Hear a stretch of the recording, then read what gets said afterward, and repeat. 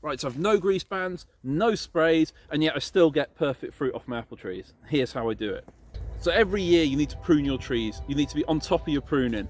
You want to prune them in the winter to give themselves some nice big wide open crowns, to make them light and airy. The old thing, you chuck a hat through the middle.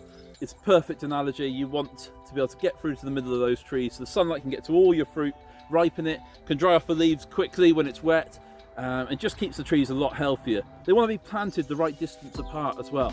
You want to make sure you've got good spacings between your trees when you actually plant them in the first place as well, so not too crowded in.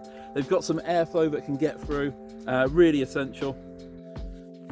Location is also really important. I actually put this in a bit of a frost pocket, so in a really cold year it's not ideal for kind of fruit setting, but what it does mean is it gives me a bit of protection from the wind, and there are a lot of commercial orchards around here as well, so it does kind of protect us and shield us a little bit from that.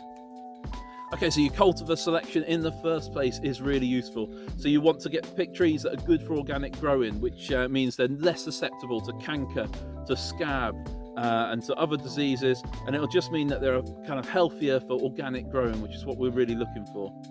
Now, I'm not saying my fruit's perfect here. If you look around this orchard, you're going to find scab, you're going to find codling moth, you're going to find some insect damage, some bird damage, some squirrel damage. That's not the end of the world, but what there is a lot of kind of near perfect fruit as well, which will store really well. The fruit that isn't perfect can be used, can be given to the animals, it can be preserved in other ways as well. You want your orchard to be like a polyculture. We haven't just got apple trees down here, there's some pears, there's some plums, I've got a medlar over there, there's a quince.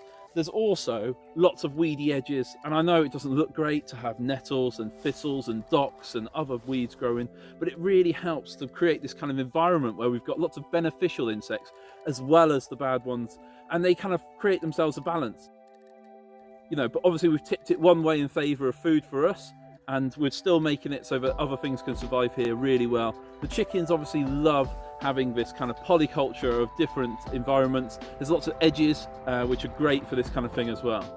I think the really key thing to my success with these apple trees down here is the chickens and the ducks. They're ingrained in what I do here. They eat all the fallen fruit. A lot of disease is kept in the leaves and the kind of rotten fruit that falls off the trees.